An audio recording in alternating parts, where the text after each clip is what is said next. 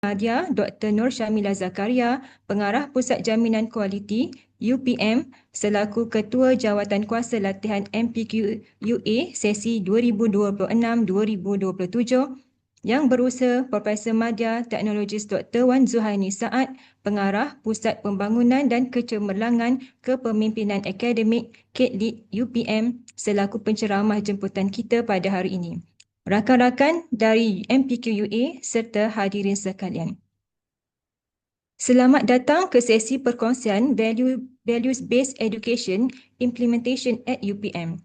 Webinar ini adalah anjuran Pusat Jaminan Kualiti UPM dengan kerjasama Majlis Pengurusan Kualiti Universiti Awam. Bagi memastikan kelancaran program, mohon kerjasama para hadirin untuk memastikan mikrofon berada dalam mod mute sepanjang sesi perkongsian berlangsung. Terima kasih. Hadirin yang dihormati, sebagai pembuka tirai petang ini, dijemput Profesor Madya Dr. Nur Syamila Zakaria, Pengarah Pusat Jaminan Kualiti UPM selaku Ketua Jawatankuasa Latihan MPQUA untuk menyampaikan ucapan aluan. Dengan segala hormatnya, dipersilakan. Terima kasih Puan Pengacara Majlis. Bismillahirrahmanirrahim. Assalamualaikum warahmatullahi wabarakatuh dan salam sejahtera, salam berilmu berbakti. Saya ucapkan kepada semua yang hadir secara dalam talian untuk sesi webinar Majlis Pengurusan Kualiti Universiti Awam yang bertajuk Value Based Education Implementation at UPM. Yang berbahagia Profesor Naib Pengerusi Majlis Pengurusan Kualiti Universiti Awam MPQUA, Profesor Dr. Anjuran, rakan-rakan ahli jawatankuasa latihan MPQUA serta rakan-rakan ahli MPQUA yang diraikan pakar Values Based Education UPM merangkap pembentang perkongsian kita pada hari ini, Profesor Madya Teknologis Dr. Wan Zuhainis Saad, Pengarah Pusat Pembangunan dan Kecemerlangan Kepemimpinan Akademik CADe-Lead UPM serta sidang pendengar webinar yang saya hormati sekalian. Alhamdulillah bersua kita pada hari ini. Apa khabar semuanya? Sekali lagi Alhamdulillah pada hari ini kita dapat bersama-sama secara dalam talian untuk menelaah ataupun belajar daripada satu sama lain berkaitan dengan kefahaman dan pelaksanaan values-based education dalam kurikulum program pengajian yang ditawarkan di institusi masing-masing. Mungkin saya boleh ambil sedikit masa jika saya boleh bantu ingatkan kembali. MQA telah menguatkuasakan pemakaian MQF 2.0 2024 bermula 1 Ogos 2024 dan semua PPT diberi tempoh 24 bulan ataupun 2 tahun persegi untuk memastikan transisi pematuhan berlaku. Dalam hal ini terdapat 4 perkara yang diberi pengukuhan dalam MQF 2.0 2024 iaitu pertama, Global Sustainability Agenda GSA, kedua, Flexible Learning Pathway FLP, ketiga, Harmonization with Other Sectoral or Occupational Framework, dan yang keempat adalah topik kita pada hari ini, Values Based Education VBE.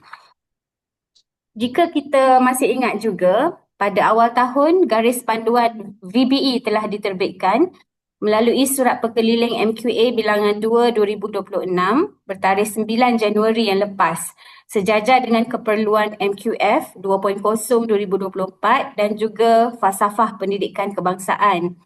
Dalam arahan Surat Perkeliling berkenaan, ada menyebutkan pelaksanaan VBE adalah pada 1 Ogos 2026 tahun ini dan PPT perlu mempunyai dasar dan ketetapan pelaksanaan VBE dalam 3 mod dalam kurikulum program.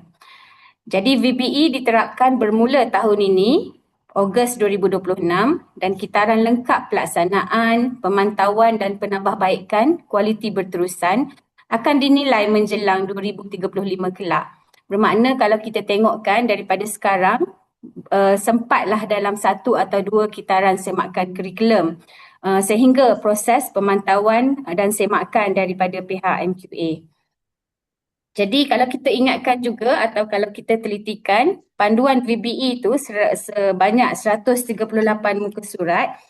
60 muka surat pertama adalah mengandungi kandungan penerangan berkaitan dengan VBE dan selebihnya adalah lampiran contoh-contoh yang penting ataupun penerangan lanjut beserta contoh 1 hingga contoh 12 yang boleh kita manfaatkan. Apa yang lebih penting adalah untuk kita pergunakan ataupun memanfaatkan panduan berkenaan supaya kita dapat menguruskan pelaksanaan VBE di institusi masing-masing. Jadi di kesempatan ini saya ingin mengucapkan berbanyak terima kasih, setinggi penghargaan terima kasih kepada Agensi Kelayakan Malaysia MQA dan khususnya kepada jawatan kuasa Values Based Education dan penulis panduan yang dipengerusikan oleh Profesor Emeritus Surveyor Insinyur Dr. Zuhainis Abdul Talib dan pasukannya atas terbitnya panduan yang jelas dan tuntas itu. Akhir kata, bagi aluan saya pada hari ini, saya ingin mengambil kesempatan untuk merakamkan ucapan setinggi penghargaan terima kasih kepada yang berbahagia Profesor Naib Pengerusi MPQUA, rakan-rakan ahli jawatan kuasa latihan MPQUA, rakan-rakan ahli MPQUA serta Sekretariat MPQUA yang menggerakkan agenda jaminan kualiti program akademik di Malaysia, khususnya di institusi masing-masing. Seterusnya, setinggi penghargaan terima kasih khusus atas sokongan padu daripada yang berbahagia Datuk Naib Chancellor Universiti Putra Malaysia serta Pusat Jaminan Kualiti UPM atas penganjuran webinar Majlis Pengurusan Kualiti Universiti Awam pada hari ini. Seterusnya, akhir sekali kepada semua para pendengar webinar, insya-Allah kita semua akan mendapat manfaat daripada perkongsian dari UPM pada hari ini oleh pakar VBE UPM iaitu Profesor Madya Teknologi Dr. Zuhainis Saad. Terima kasih banyak-banyak Dr. Wan yang dapat meluangkan masa untuk berkongsi pada hari ini. Dan yang terbaik adalah datang daripada Allah Subhanahu Wa Taala. Yang kurang boleh adalah bukti kelemahan saya dan kita semua sebagai hamba-Nya. Selamat mendengar dan menggarap manfaat kepada sesi pada hari ini. Dan saya kembalikan kepada Puan Pengerusi Majlis. Sekian, terima kasih. Assalamualaikum warahmatullahi wabarakatuh. Terima kasih kepada Profesor Madya Dr. Nur Syamila Zakaria atas ucapan aluan sebentar tadi. Seterusnya, majlis menjemput yang berbahagia Profesor Dr. Azura Rashid, Timbalan Pengerusi Mesyuarat Majlis Pengurusan Kualiti Universiti Awam MPQUA untuk menyampaikan sepatah dua kata kepada rakan-rakan MPQUA yang turut serta dalam sesi webinar kali ini. Dipersilakan Prof. Terima kasih Puan Pengerusi Majlis. Assalamualaikum, Bismillahirrahmanirrahim. Assalamualaikum. Dengar ke? Okey. Assalamualaikum warahmatullahi wabarakatuh dan salam sejahtera. Yang berbahagia Prof Madya TS Dr. Wan Zuhainis, Pengarah Pusat Pembangunan dan Kecemerlangan Kepimpinan Akademik UPM, merangkap penceramah jemputan kepada kita pada hari ini. Yang berusaha Prof Madya Dr. Nur Syamila Zakaria, Pengarah Pusat Jaminan Kualiti UPM, selaku Ketua Jawatan Kuasa Latihan MPQUA dan semua ahli Majlis Pengurusan Kualiti UA bagi sesi 26-27 dan seterusnya semua yang hadir di talian pada kali ini. Saya terlebih dahulu ingin mengambil kesempatan ini merakamkan ucapan setinggi-tinggi tahniah dan syabas kepada Jawatan Kuasa Latihan MPQUA kerana sesi perkongsian pada petang ini merupakan webinar pertama yang kita anjurkan di bawah tirai pentadbiran MPQUA sidang 2026 dan 27. Syabas atas komitmen kerja keras dan kelancaran gerak kerja dalam merahsiakan program pembuka tirai yang sangat berimpak tinggi ini, dan kita harap selepas ini kita akan ada banyak lagi program-program yang bermanfaat untuk semua. So, Alhamdulillah kita bertuah kerana sesi sulung webinar kita merupakan topik yang amat penting yang mana saya rasa semua universiti tengah merangka gerak kerja untuk pelaksanaan. Tak lama lagi kita tinggal lebih kurang sebulan untuk full implementation lah. So value based education, dan terima kasih juga kepada UPM kerana studi untuk berkongsi bagaimana implementation dilaksanakan di UPM. So kita percaya webinar pada hari ini akan membantu universiti-universiti lain juga melihat bagaimana kita boleh mempraktikkan atau mengaplikasikan value based education ini ke dalam program masing-masing. Dan saya rasa semua telah melaksanakannya dan kita tengok macam mana implementation, dan saya harap hari ini kita akan lihat model pelaksanaan dan amalan terbaik secara tidak langsung daripada UPM dan kita boleh implementasikan di universiti masing-masing. Akhir kata, saya ingin sekali lagi mengucapkan ribuan terima kasih kepada yang berbahagia Prof. Madya, Dr. Puan Zuhainis, seluruh setia daripada UPM, jawatankuasa latihan serta semua universiti yang terlibat. Kita harap peluang ini kita akan ambil untuk berdiskusi secara aktif kalau ada pertanyaan nanti untuk manfaat institusi masing-masing. So dengan itu saya harap sesi perkongsian value based education implementation at UPM ini akan berjalan dengan lancar. Sekian sahaja daripada saya. Wabillahi taufiq wal hidayah. Wassalamualaikum warahmatullahi dan salam sejahtera. Terima kasih. Majlis merakamkan ucapan terima kasih kepada Profesor Dr. Azura Rashid atas ucapan yang sangat bermakna sebentar tadi. Untuk sesi perkongsian webinar bertajuk Values Based Education Implementation at UPM, saya bawakan penceramah jemputan bersama-sama di atas talian yang berusaha Prof. Madya Teknologis Dr. Wan Zuhainis Saad. Beliau adalah Pengarah Pusat Pembangunan dan Kecemerlangan Kepemimpinan Akademik CADe-Lead UPM yang juga merupakan pakar VBE UPM. Tanpa membuang masa lagi, majlis dengan segala hormatnya menjemput Prof. Madya Teknologis Dr. Wan Zuhainis untuk memulakan sesi perkongsian. Dipersilakan. Terima kasih Puan Aida. Bismillahirrahmanirrahim. Assalamualaikum warahmatullahi wabarakatuh dan salam sejahtera. Yang berbahagia Profesor Dr. Azura Rashid, Timbalan Pengurusi MPQ UA, Profesor Madya Dr. Nur Syamila Zakaria, Pengarah Pusat CQA UPM, ahli-ahli MPQ UA, tuan-tuan dan puan-puan dari IPTA ataupun dari institusi yang lain.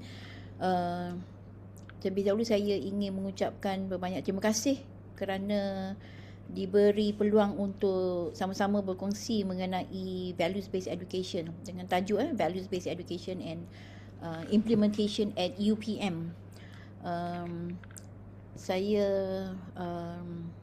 ingin meneruskan sesi perkongsian ini dengan dalam slide saya dalam bahasa Inggeris, but we can kita boleh campur-campur lah ya, Prof Azura, boleh ya?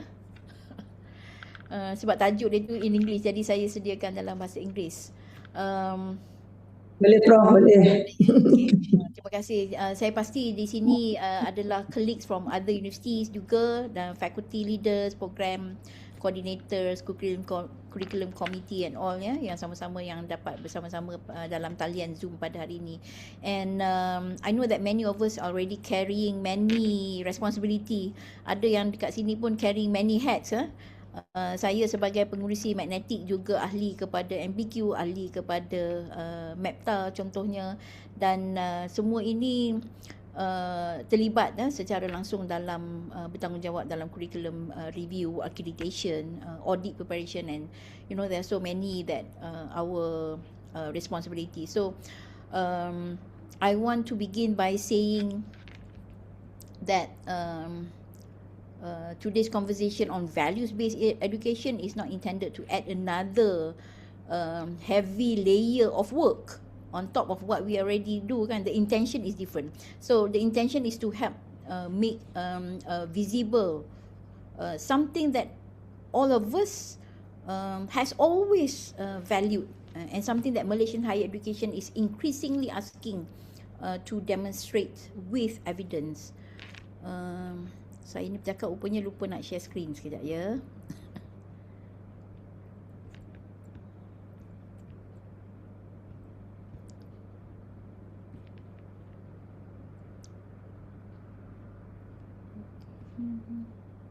Boleh nampak ke skrin saya?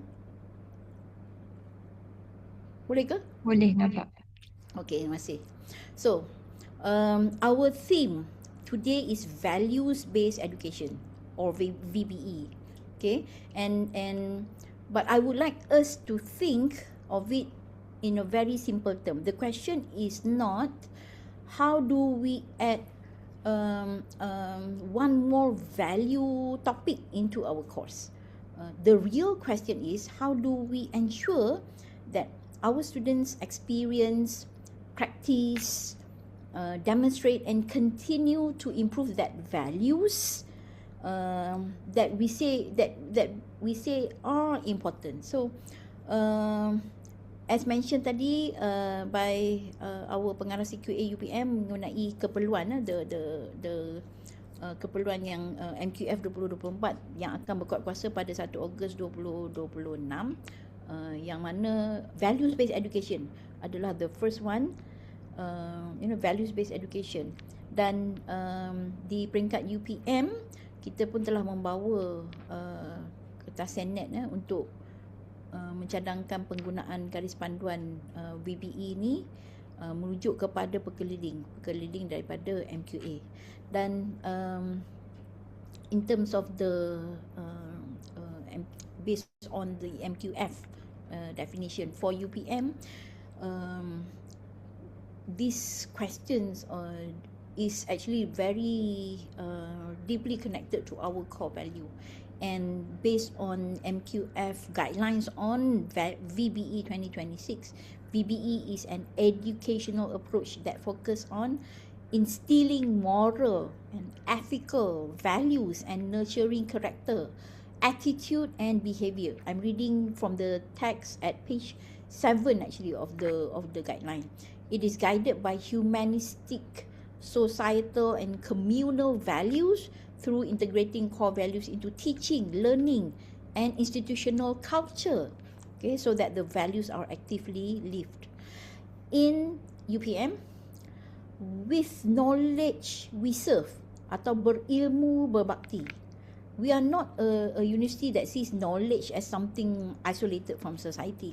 Knowledge must become a service. Knowledge must become wisdom. Knowledge must become contribution. And knowledge must shape graduates who are not only knowledgeable but also ethical, credible, adaptive and compassionate and responsible. So this is the question on how do we ensure that our students experience, practice and demonstrate is really connected to our this core value. So in today's session, we will move from the big idea to the practical implementation, and we hope that by the end of this session, we will share a common language. When we say VBE, we will know that what we mean. When we say we embed, we will know what programs and course teams are expected to do. When we say integrate, for example, we will know that it relates to the curriculum review perhaps. And when we say about evidences, we will know that this evidence is not for just paperwork alone, and it is about improving student learning and of course our graduate formation. Now, in the Malaysian higher education context, VBE is closely aligned with the MQF, of course, and the Falsafah Pendidikan Kebangsaan ataupun National Education Philosophy and Rukun Negara. So MQF have positioned VBE as a means to develop graduates who are not just only knowledgeable and professionally competent, okay, but they are also able to contribute meaningfully to the family, to society and nation and also humanity. And as mentioned also before this, the approach in this accreditation, we were given this timeline. Of course, the MQF is will be effective by first August 2026 for approach in accreditation for values-based education in Malaysia will be until fully integrated curriculum by 2035. Okay, so we are given about 10 years in order for us to be able to fully integrated with the cycles of CQI. And I also would like to highlight from the guidelines where the institutional or policy we need to have, we need to establish guidelines or policies, okay, that will help the HEP able to adopt our own existing values or adopt the core values that is suggested by the guideline. And also we should look at how there are suggestions to adopt by our institution. We should develop comprehensive policies and guidelines, okay, that will support the implementation of VBE, and then the framework that is aligned to the national education philosophy and also Rukun Negara. And also we should could form a centralized or institutional level committee to oversee the implementation of VBE. And I also would like to highlight on how HEP will establish institutional core value the HEP, the institution which with established institutional core values could continue to maintain their current practices. Bagi HEP yang PPT yang telah mempunyai nilai teras yang telah sedia ada, ya, boleh menggunakan praktis yang sedia ada, but also must undertake realignment to ensure that it is aligned with FPK dan juga Rukun Negara. Dan kita juga melihat bagaimana from a broader international perspective.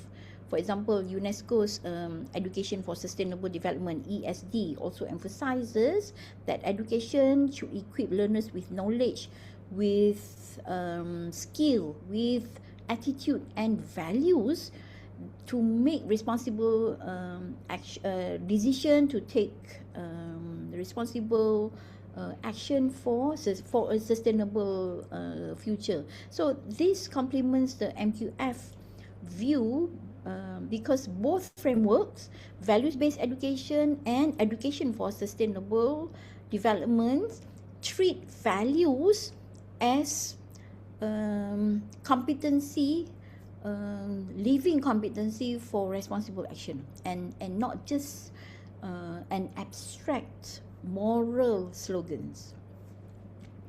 There are also published model, okay, where when we talk about the definition of values-based education, where learners experience and learn to live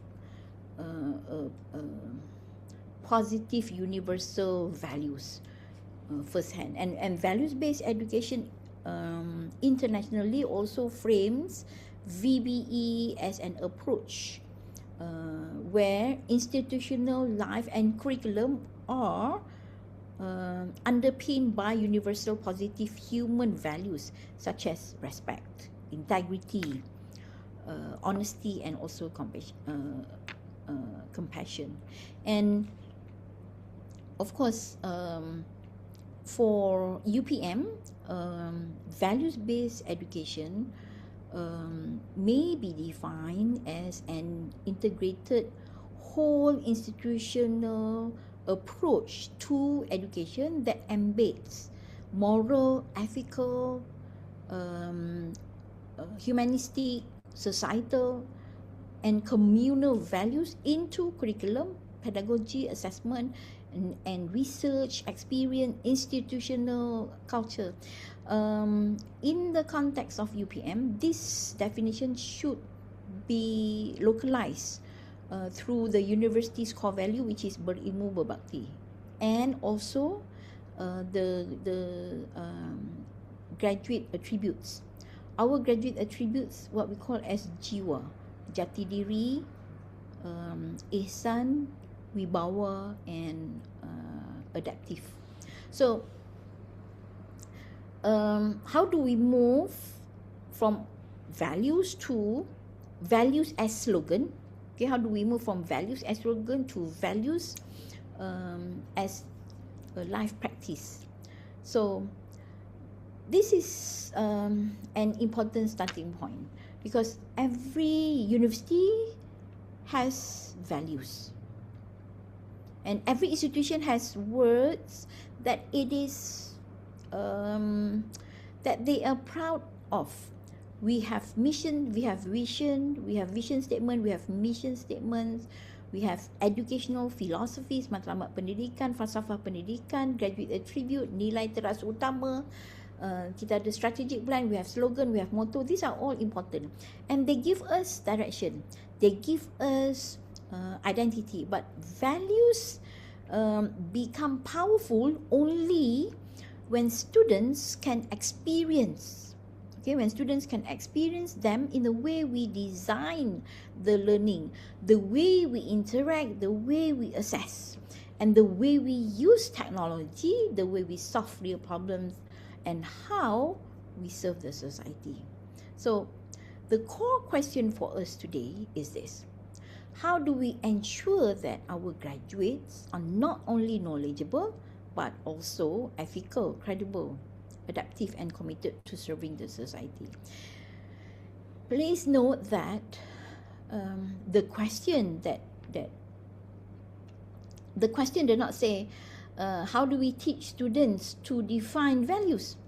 That is too limited. A student may be able to define integrity, but still fail to practice integrity in group work, in data collection, for example, in assessment, of course with in AI use and research reporting. So a student may be able to define empathy when they work with the community, but still fail to listen to the community partner. And when we know that our students now, they are very sustainability conscious, so but still design a solution that ignores the long-term impact. So values-based education asks us to go deeper. It asks us to design education so that values are not separated from knowledge, okay, and skills, that it will be the competencies. So this means that our teaching must connect knowledge and service. That's why we have our berilmu berbakti. Our curriculum must help students understand not only what they know, but what that knowledge matters, who it serves, what ethical dilemmas may arise, and how they should act responsibly. So we are at the same time letting the student, or provide the opportunity for the student to practice the key competencies for sustainability, which is anticipatory competencies, systems thinking, integrated problem solving, for example, right? So today I invite everyone to treat VBE not as a compliance exercise. We keep saying, oh, we have to, comply this by 1st August 2026. But we must treat VBE as a practical pathway to make our institution, to make our graduates visible in the graduate formation. But we do also know that we are not starting from zero. Each and every one of us has our own, our institution has our own institutional identity, and the task now is to make it clearer, to make it more structured, more systematic, right, accessible, and to make it more useful for CQI, for the quality, continuous quality improvement. So this is our session flow today. There are 6 parts that I will bring you through. First, we will ask why VBE now. Okay, this is where we look at the changing world and what VBE means. The importance, because this is important because there is sometimes confusion between values education and values-based education. Okay, they sound familiar, but they are not the same in implementation. The third, we shall look at how UPM anchoring this VBE. And the fourth one, we'll also look at how, you know, the global lesson. Other system may not always be using the term VBE, but may have already implemented values aligned with their educational, higher education through different setting. And then we will move into the implementation model, and finally we'll discuss what's next to be done by the faculties or the program. And the intended outcome for this session is to have to share implementation language for faculties, program, and course team. And this is very important because every faculties may interpret VBE differently, and if we as an institution, okay, as an institution, we want to have an implementation should not be fragmented. Okay, if every program uses different terms, different interpretation, reporting becomes difficult. CQI becomes more difficult, and if every lecturer is left alone to guess what VBE means, then we create unnecessary burden. So, by my objective is practical. By the end of this session, I want us to be able to say that, okay, this is what VBE means, and at the UPM context, and then how we connect to our values, and how we're going to start in 2026, in this session, 2026-27. So, let us begin with the first question. Why VBE now? This is not only a policy document. This is not only a policy document that asks us to do it. And the deeper reason is that the world our graduates are entering is changing very rapidly. Okay, they change very quickly, and the challenges they face are not only technical. Okay, they are entering the world with uncertainties, and when the world changing, we are dealing with AI, we are dealing with climate risk, climate change, right? Inequality and uncertainties, ethical uncertainty, and these are not distant issues. Okay, they are already affect how students learn, how research is conducted, how we trust information, how community responds, okay, to crisis, and how it influences us how to make decisions.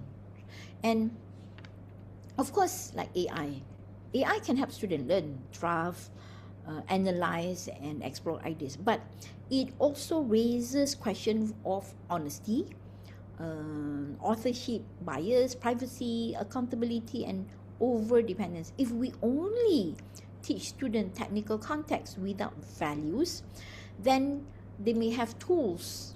Okay, they may have using the tools without judgment. So they may have speed, okay, using AI that speed up your process, but without wisdom. So take also climate and sustainability. A graduate may be technically competent, but if their decisions ignore environmental impact, social equity or community well-being, then knowledge is incomplete. This is where values matter. And the changing role of graduate, employers and communities still needs graduate with strong discipline knowledge. That remains essential. That's why higher education is very important, because of the knowledge. But knowledge alone is no longer enough. Okay, graduate needs judgment, they need responsibility, they need empathy, integrity, they need to be resilient alongside with technical competence. They need to work across disciplines. That's why we keep emphasizing on how you need to work interdisciplinary, transdisciplinary. They need to listen. They need to adapt with context of change. And the third one, universities also, university role is also changing. Universities now must demonstrate and that values are designed, taught, assessed, and continuously improved. It is no longer sufficient to say, okay, our graduates are ethical. Oh, of course, our lecturers are, we teach with integrity. But we need to show now how ethical decision making is developed. We need to, it is no longer sufficient to say that, oh, okay, our students are socially responsible. We need to show where they experience the social responsibility, how they reflect on it, and we want them to show the evidence, what evidence we have of their growth. So this is where VBE becomes a quality agenda and not just only a moral agenda. So it helps connect us values to curriculum design, assessment, reporting, and CQI. It gives us a way to say there are values we intend to develop. These are the learning activities that we have been doing that as evidence to support them. These are the assessments. So the shift, therefore, is from producing skilled graduates to developing principal contributors. Okay, it does not replace knowledge with value. It brings values into the way knowledge is used. Okay. So, for UPM, of course, this is fully aligned with our berilmu berbakti again, and with, or what we call in English is with knowledge we served, and it already tells us that knowledge and service belong together, and VBE is a way for us to make that relationship systematic in education. So when we define VBE in UPM, VBE is a whole institution educational approach that intentionally strengthen moral, ethical, humanistic, societal, and communal values alongside academic rigor. Now, it integrates values. Okay, our plan is to how we can, at the end, our goal is to integrate the values into lesson outcomes, into curriculum design, pedagogy, assessment, into course at the end, and of course at the end to integrate into our course learning outcome, and how reflection, how we can use technology and community engagement to develop graduate who embody with knowledge we serve and also jiwa. These several important words in that definition. Okay, and values are stated in our approach. Okay, is VBE cannot be carried by one topic or one course alone. It cannot be carried only by students' affairs or by one specific compulsory course. Okay, it cannot be carried only by lecturers who are personally passionate about values, right? And it must be supported by the institution through curriculum, through academic quality processes, through the campus culture, and of course through community engagement and leadership. And firstly, we also need to ensure that the values are stated. So we will look at how later, the approach that we use, so that if a value is not named, it is difficult to design for it. So if it is not designed, it is difficult to assess. So, and of course, if it's not assessed, it is difficult to improve. And we also want to highlight, okay, how the students must experience values through authentic learning activities, okay, to the real world activity. It is not enough for a student to hear or to listen about integrity. They need to practice integrity when handling data and citation, or acknowledging the resources used, how they work in teams, okay, and making decisions. So this is not enough on student about empathy. They need to engage with the communities, with patients, for example, with clients. And of course, when we talk about implementation, okay, values, it has to be, the implementation must be monitored through data, through reporting and CQI. And this is where VBE becomes sustainable. If not, we are collecting evidence but we do nothing about it, then we have documentation but there won't be any improvement. So if we use evidence to refine the assignments, to improve rubrics, for example, that will actually strengthen and part of this to support the lecturers. Then VBE becomes part of the quality culture. So in other words, we make values visible in learning. We experience it in learning and credible in assessment, and also useful for improvement. So I would also like to highlight a little bit, okay, about how values education is, maybe this may have some common misunderstanding between values education and values-based education, because they are not the same. Values education usually focus on teaching about values, and students may learn moral concepts, ethical theories, for example.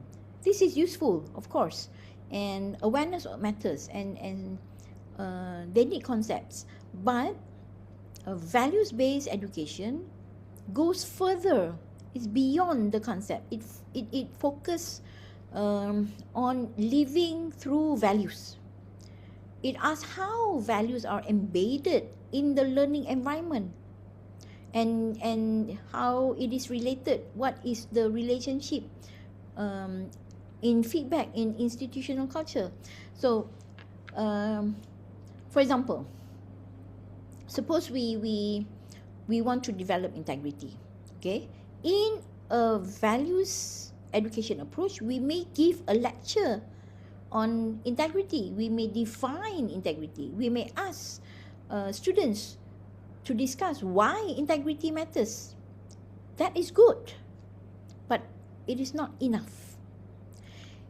In a values-based education approach, integrity is also embedded in how students conduct research, how they cite sources, how they use AI tools, how they report their data, their findings, how they divide, as simple as dividing tasks within the group work and within the team, okay? And how they respond when results are not as what they expected.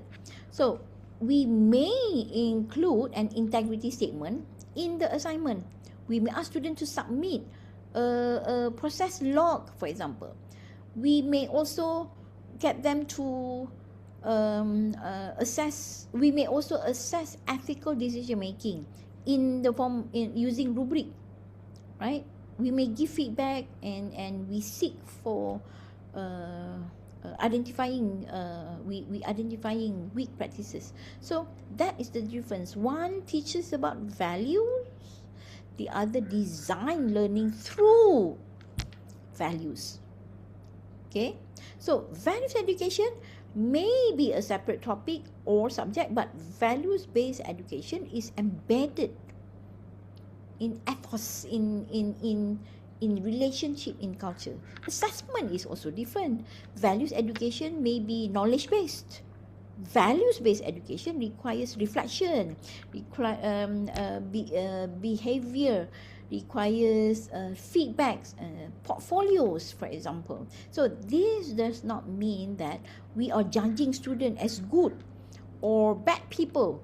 That is not the purpose. We are assessing evidence of values-related learning, decision-making, and professional practice that within that learning context.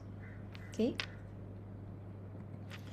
So in UPM, the implication is clear.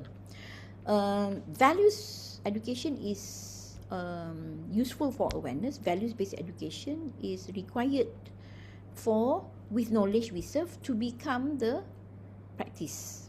This means we need to avoid superficial approach. We should not simply add the word integrity or ihsan into a course file, then assume implementation is complete. We should not treat values as a checklist that is disconnected from our teaching. We should not ask our lecturers to tick values, okay, or to assign for this particular curriculum, this is the course, and then we get the lecturers to tick values as without helping them design the learning experience.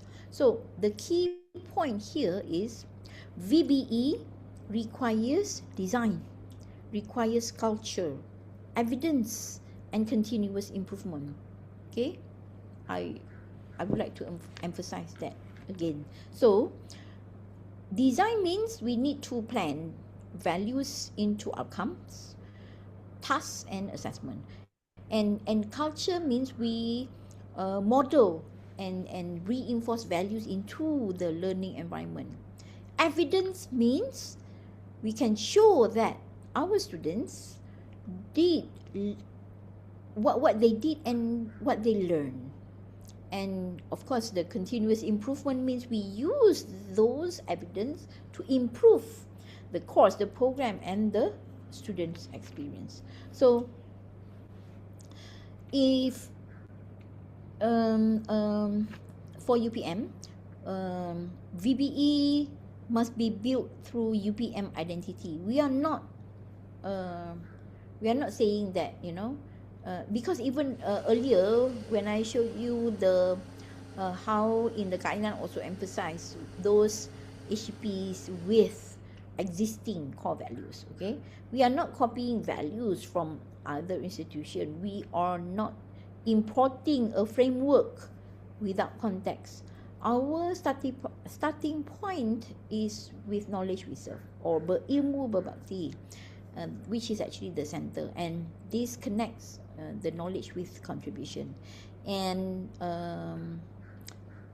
we have our self-identity or what we call the jati diri, that refers to the identity, integrity, discipline, trustworthiness, responsibility, and patriotism. So a graduate, they will have self-identities, know who they are, what principles guide them, and what responsibility they carry. So in teaching, self-identity can be developed through activities that require students to reflect on their role, responsibility, and ethical stance. Okay, for example, students in agriculture may reflect on food security and national responsibility. Engineering may reflect on safety and public accountability. So it is not abstract. Self-identity is not abstract. It can be connected to disciplinary identity. And the second attribute is ihsan. Ihsan refers to courtesy, empathy, care, ethics, and care for people and nature. And this is very powerful because it reminds us that knowledge must be practiced with compassion and wisdom. Ihsan means students learn to care about the human and environmental consequences of their decision. Okay, and of course, in teaching, ihsan can be developed through students' engagement with communities, with patients, with farmers, with entrepreneurs, for example. And it also can be developed through case studies that ask students, to consider about the well-being and sustainability. Now, the third one is adaptability. Credibility or wibawa. Wibawa refers to being competent, being professional, confident, trusted, and this is where a credible graduate is not only confident, they are trustworthy. And in teaching, credibility can be developed through authentic tasks or simulations, industry project, review. So students must learn that credibility is earned through competence, through inquiry-based approach. And the fourth attribute, okay, is adaptive. Now, adaptability refers to being agile, flexible, resilient, innovative, and ready for change. This is crucial actually for future, and we cannot predict every job, every technology, because due to all this emerging technology, disruptive technology, or every crisis our graduate will face. But we can prepare them to learn, unlearn, and relearn. Just like us as educators, as 21st century educators, we must be able to become lifelong learners, life-wide learners, life-deep learners. Okay, so that we can adapt and solve problem responsibly. So adaptability can be also developed through interdisciplinary project, transdisciplinary project, reflective learning, and exposure to real world setting, real world uncertainties. And it's not about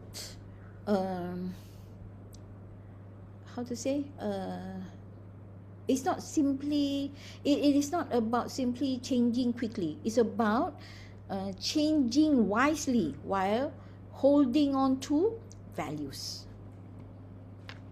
So this is when we combine with knowledge we serve and the graduate attributes jiwa, jati diri, ihsan, wibawa, and adaptive, we get a strong localized VBE model.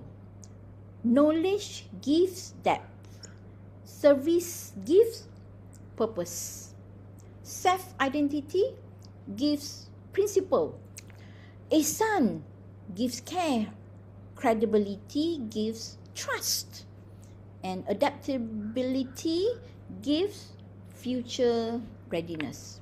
So this is why UPM's VBE should not be generic.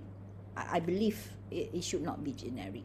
It should be implemented well, and if implemented well, our graduates should not only be described as competent, but they should be recognized as graduates with principle, caring, credible, and of course the an adaptive contributor to society. And when we design VBE at the course level,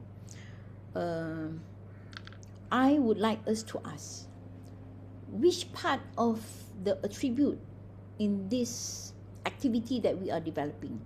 Is it the self-identity or adaptability, or is it a combination?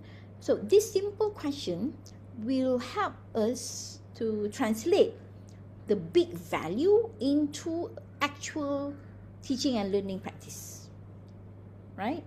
So this is where the UPM VBE framework and the implementation components is there, the 6 implementation components. And the first component is purpose and learning outcome. So this means values must be translated clearly into right now we are focusing on the task learning outcome or learning activity objective. So in this, the first phase, okay, we will be where we use the embed approach. We may not change the existing course learning outcome immediately. This is the reason why in UPM right now we are having the curriculum review semakan permunian. Okay, we had what we call a bengkel giga. Okay, dia mula bengkel mega, and then because of all the changes, we become bengkel giga. What happened was we started the education for sustainable development early in 2024, but while we are developing the framework and all, the MQF 2024 came in August 2024. So they give us 2 years, like Dr. Shamila mentioned just now. And so we develop we work as in the task force. Okay, we call that the task force MQF. And then we have our education for sustainable development task force that come up with the 12 PLO on the ESDC, education for sustainable development competencies. And then when we want to make that change, and then came in the standard undergraduates 2025, that we have to revise the curriculum and also our MPU, for example. So all those changes, we now instead of just having a big bengkel mega, because the whole universities need to do the permunian ataupun semakan semula, so we had what we call the bengkel giga. And until now we are still having meetings and to at the technical level and until preparing all the programs in UPM to bring to SENET. So that is why in this first phase we are using the embed approach, okay, so that we don't have to change the existing course learning outcome immediately, but we still can, but we must all state values in the teaching and learning activity level, which is at the task learning outcome or our lesson plans, assignment instructions, and reflection prompts, for example, and of course the rubrics, right? And later during the next curriculum review, values must be integrated more explicitly into the course learning outcome and program architecture. So that is our plan for in UPM, and that is what we're doing now. And the second component is the knowledge and research. UPM is a research university. So our VBE must not separate values from inquiry, must not separate values from evidence and knowledge creation. So this component asks us to connect learning with real issue, real world problems, real world setting. So ethics, sustainability, evidence-based solution. And when students work on food security, work on waste management, biotechnology, engineering, medicine, for example, agriculture and economics, or any discipline, they should not only ask what is the correct answer, they should also ask what evidence support this, right? So I myself is when my approach is lecture by questioning, right? So there are so many questions that we want our students to be able to answer, and we must be able to ask the right question and how they can relate on what they are learning and how they will trigger, their pick their curiosity, instill their instill their interest, and how they know that they will be able to make impact, whether to the society or to the environment. And the third one is about pedagogy and learning experiences. Now, values are not formed by lecture, alone.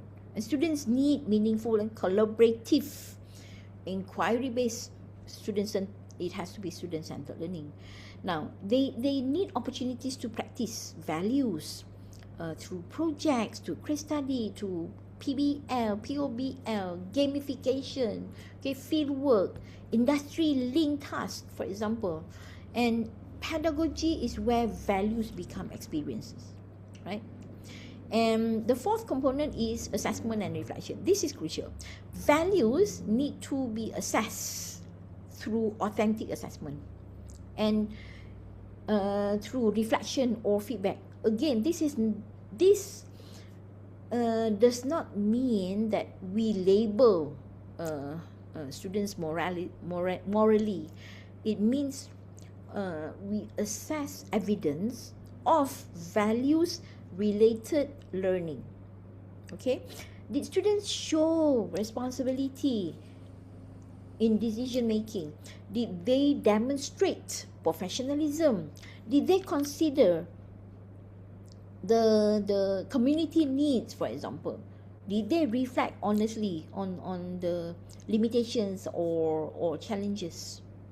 So that is important. And the fifth component is technology and digital ethics. So this component is important. Technology is now part of almost everything in the learning environment, and students use digital platforms, AI tools, online databases, social media, simulation. So VBE must include ethical, responsible, inclusive, and transparent technology use. For example, when students use AI, they need to understand the honesty, they need to understand the privacy, the biasness, and accountability. So when they use data, they need to understand consent, they need to understand the integrity. When they work online, they need to practice respectful digital communication. That is at the technology and digital ethics. And the sixth component is the stakeholders and impact. So UPM's, again, values is not with UPM's value is with knowledge we serve, not with knowledge we keep. It is with knowledge we serve. Therefore, learning should connect with community, with industries and society, and of course the environment. So not every course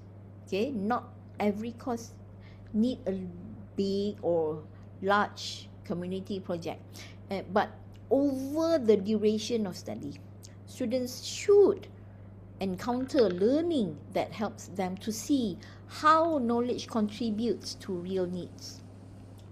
That's why we have our sulam, for example, right? And it's not just about working with the community. It's how they help us to how to see whether this VBE is complete. Okay, how to, let's look at when if we put the values, okay, in practical sequence. First, what value we are developing. Okay, that would be the purpose of the learning outcome. Second, what knowledge and real issues is connected to that value, and that is knowledge and research. And then we talk about what learning experience will students go through. That is pedagogy and experience. How will students demonstrate it responsibly? That is ethics, digital ethics and technology. And lastly, who benefits? Who can benefit and what impact that will be created? So that is the stakeholders and impact. So if a course team, the team, okay, can answer all these 6 questions, then VBE is no longer an abstract. It becomes a design process. Okay, so this is for us, this is the framework that help, for example, in UPM, that helps with the alignment. It connects UPM identity with the MQF values, the graduate attributes, curriculum design, assessment and quality assurance. And this is why this framework is not just a diagram. Okay, of course we use the theme color for UPM, but it is a tool for implementation. And so when faculty begins to the first cycle, which is actually embedding it into the task, I would encourage them to use the 6 component as a conversation guide. Do not begin by asking, what value should we take? Begin by asking, what learning experience are we designing? And how does this help students to become the graduates that we want with jiwa, jati diri, ihsan, wibawa and adaptive. So if we actually the 6 MQF core values, now if we map these UPM values to the MQF core values, the purpose of mapping is to make VBE align. We want it to be traceable and accessible. It can be assessed. So the 6 MQF core values, dignity, justice, okay, sorry, the 6 core value, dignity, justice, integrity, gratitude, courage and altruism. Okay, so for UPM,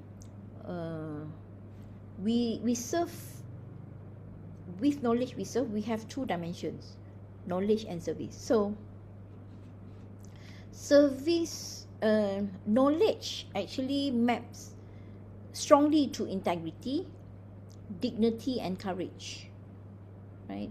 And service maps strongly to altruism, justice and gratitude. So together, UPM core values covers all 6 of the MQF values. Okay. Let's look at this way. Knowledge maps to dignity because education should develop human dignity. It should help students understand themselves, respect others, for example, and use expertise in ways that honor people and communities. when knowledge maps to courage, because learning often requires courage. Courage to ask difficult questions, courage to challenge assumptions, and courage to act ethically even when it's not convenient. Service is mapped to altruism, because service means contributing beyond self-interest. It means using knowledge for benefit of others. And also, service mapped to justice, because service must be fair and responsible. And map also to gratitude, because service also comes from an awareness that knowledge is a trust. So we receive opportunities to learn, but we return that privilege through contribution. So this mapping is important because it prevents VBE from becoming vague. It gives us a language for course mapping. It gives us a course that how to say this? A course, they may not cover all MQF, all 6 of the MQF core values at once. Okay, and actually it does not need to. It does not need to cover, one course does not need to cover all 6 values. But across a program, okay, a student should have balanced exposure to relevant values and sub-values. Okay, so when we translate these values into graduate attributes, right, we actually able to build self-understanding and clarity of the principle, that is true knowledge, and self-identity. Students will be able to practice knowledge, okay, through wisdom, courtesy, and awareness, that is ihsan. And for credibility, knowledge is built through expertise, using knowledge to field skills, and so we actually separate the knowledge and service to show that in practice they must work. Although this is separate, but they must work. In practice, they must work together, because knowledge without service can become self-centered, and service without knowledge can become ineffective. So UPM strength is the combination. So if let's say, I give you an example, a lab course, a laboratory course, they may naturally develop credibility through precision, safety, teamwork, and the ethical data handling. So a community-based course may naturally develop ihsan, empathy, kan? Through empathy, reflection. A capstone project, okay, may develop adaptability through problem-based or problem-solving and uncertainties. A university like our MPU, for example, may develop self-identity through reflection on nation, society, and personal responsibility. So this is where we need to make, when we design our framework for VBE for our institution, we must see the connection explicitly, because we want our students to be able to see that the attribute, the graduate attribute, is not something separate from their discipline.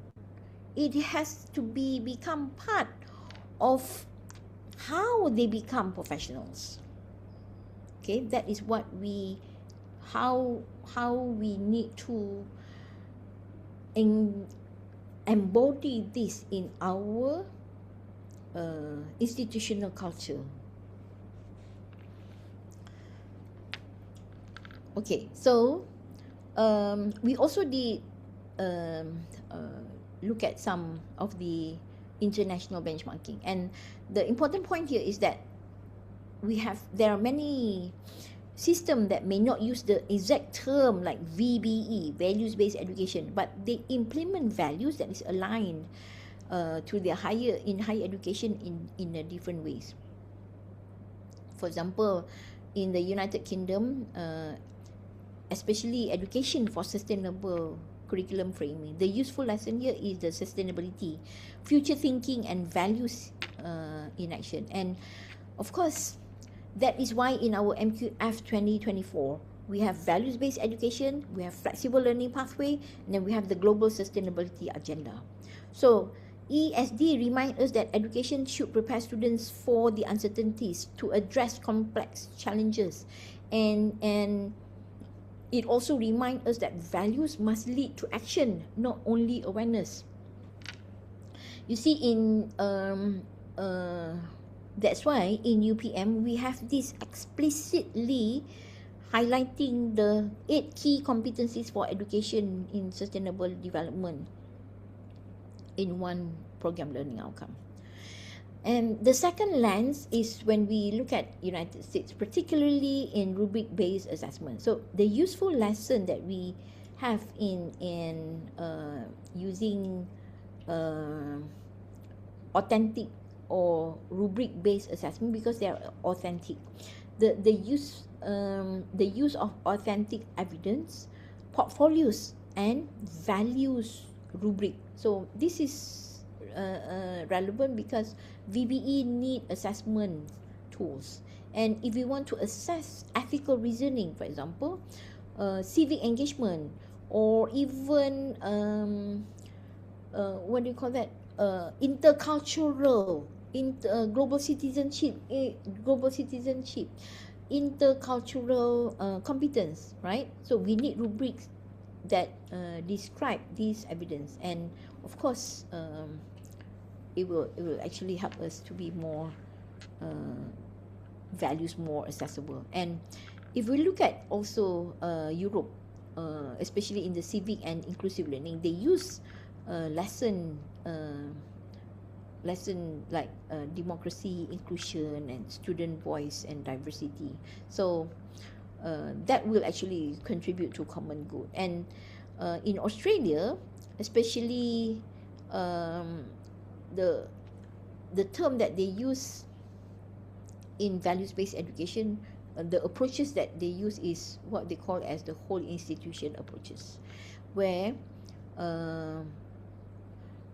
for me, I would look at in Australia where the lesson here is about leadership, how the leaders able to drive values-based education, how it becomes a campus culture or the cultural competence. And this is important because VBE cannot be implemented only by individual lecturers, okay?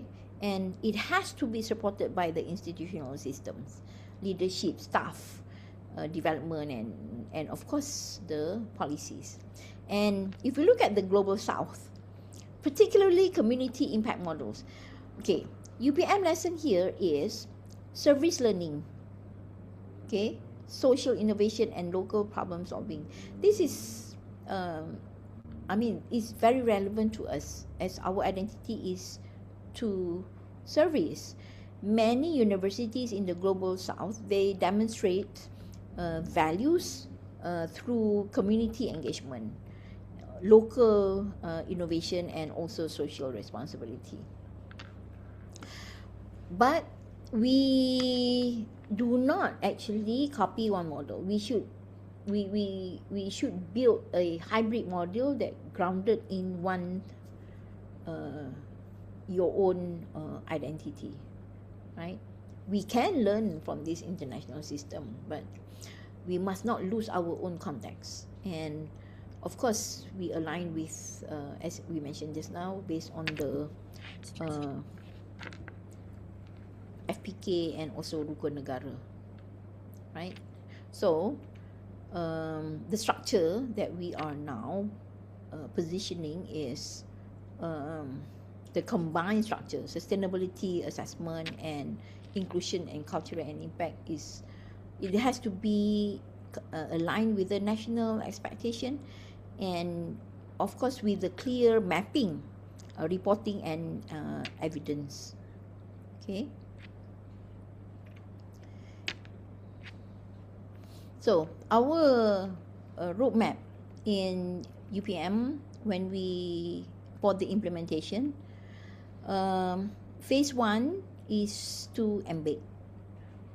Okay, and the model is, for us is realistic because it respects the curriculum review cycles, and of course right now in terms of the readiness, okay, for all, the approach is embed in this phase and embedded in selected core courses each semester. The idea is each semester, just like our education for sustainable development, each semester student must be experiencing the VBE in one core courses without changing the curriculum structure. This is very important because many programs have already, all our program has already revised our CLO. So they do not have to immediately change or modify or revise their CLO because of this. So some programs that are between the accreditation cycle that will start next year, 2027, then that program will require immediate structural change for next year. Okay, after after this 2026 pemunian. So if not, you will do, you become very how to say, like redundancy, or you have to, after you have done the semakan and then you do it again, revise again. So therefore the embed approach allows all program to begin together, which is actually by this coming October 2026. But in terms of the faculty will need to identify the courses, okay, for each semester. But for the next curriculum review, where they need to revise their curriculum, review their curriculum, then they have to start integrate it in the CLO, course learning outcome. So of course, we know that in embedding the VBE, the existing CLOs remain unchanged, but lecturers in the program, in the course, must make values explicitly in the lesson plan, in the teaching activity, learning activity, assignment, in their case studies, or it has to be also assessed in their reflection in the rubric. So in other words, we do not change the structure course yet in the course learning outcome, but we start making it available, or we start by making the existing courses more values explicit and evidence ready for the integration process. So in phase 2, this approach is integrate, and which is actually this is applied to, especially to programs that undergoing full curriculum reviews. In this phase, VBE is explicitly integrate into CLOs. Now, so when we have it in the CLO, the pedagogy, the rubrics, the reporting mechanism, so values move from being embedded in the activities into the more formal architecture of the curriculum, designing the curriculum blueprint itself. So this means program may review their PLOs or CLOs, teaching method and assessment, so that UPM and MQF core values are clearly stated. And of course, the values rubric must be developed and evidences collected through the assessment for example, like e-portfolios, reflections, okay, projects, and of course, the attainment data is need to be analyzed and used for CQI. And the third phase, which is actually by 2030, 2031, this is the full VBE implementation. In this stage, all programs should have VBE in the curriculum, reporting, and CQI mechanism already. So, the strength of this roadmap is that it is by phases. It does not demand perfection on day one. That is one thing for sure. It gives us time to also in terms of the training and develops examples. Of course, from the phase 1, we can refine our rubrics, collect early data, and learn actually from this implementation this year. But I just want to say that although we have these phases, that doesn't mean slow implementation without action. Okay, it has to be still, phase 1 must still be real. Every program should identify selected core courses. Every selected core courses should show values in the lesson plan and learning activities. It has to be vet by the department, by the committee in the department and the head of the department. Every selected course should have some form of evidence. So, okay, so the message is, you start small but start clearly. Start with the selected course but make the evidence real. Start without changing the curriculum structure, but do not treat it as symbolic. So the roadmap will actually practice us. The roadmap actually will have to. At this moment in UPM, I do see it like we want to make sure that our lecturers will not be burdened by, changing the existing course. We are not asking every course to redesign everything immediately. Okay, and if we implement this carefully, by the time programs enter the curriculum review, they will already have examples. They are very confident, and then the integrate phase will become easier and stronger, right? Okay, so this is what we do again, which I have mentioned just now, how this is being embedded.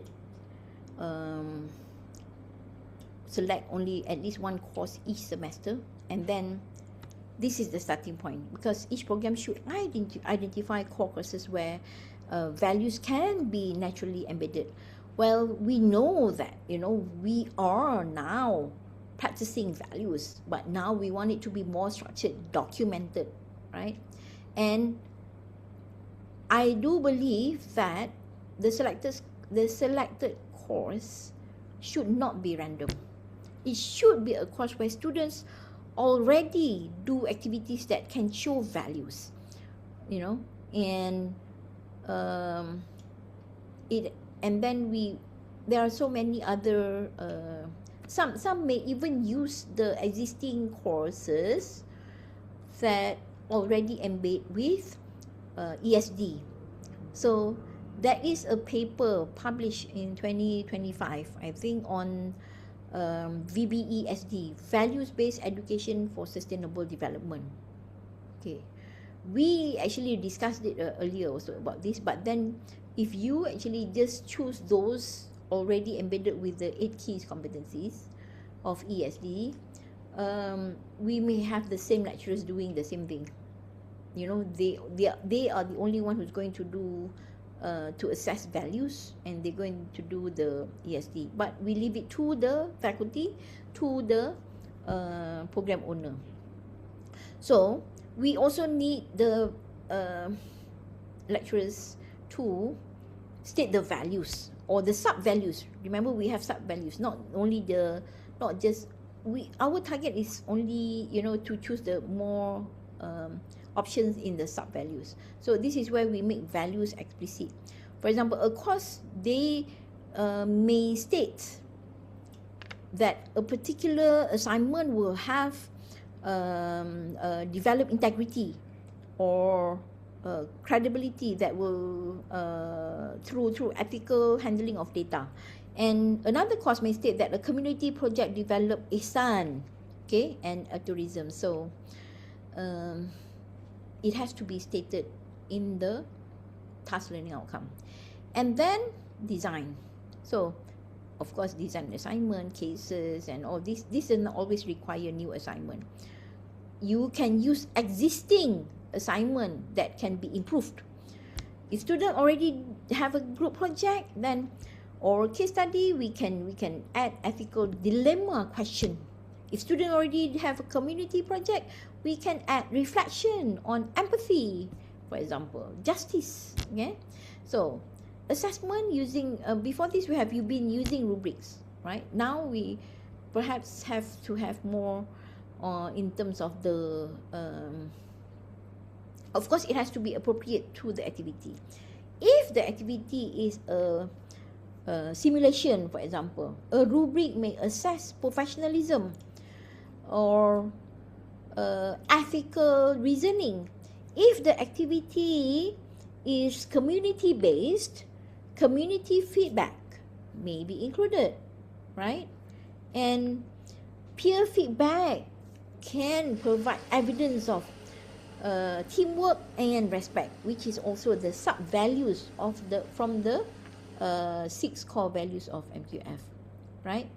And report, lastly, step 5, report and evidence CQI.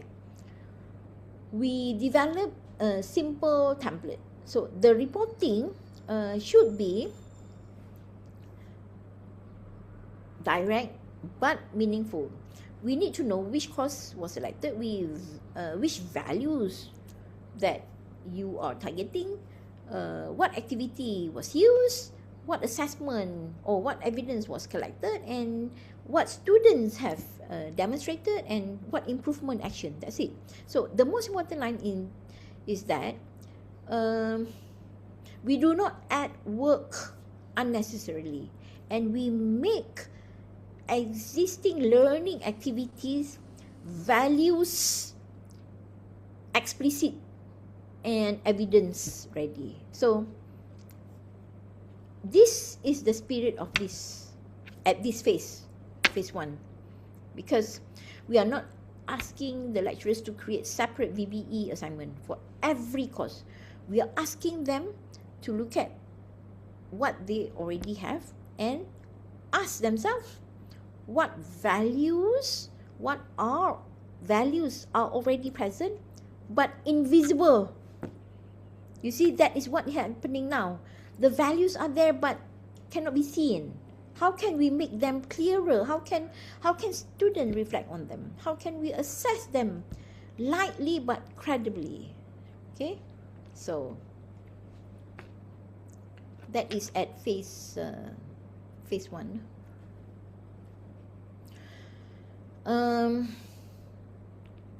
At phase 2, where we integrate approach, means that VBE become parts of the program architecture, and the key difference is that values move into formal curriculum design. In the phase 1 embed, values are made explicit in the learning activities. Okay, in this phase, when programs undergo full curriculum review, VBE becomes part of it. Okay, and of course the PO, PLO or CLO may even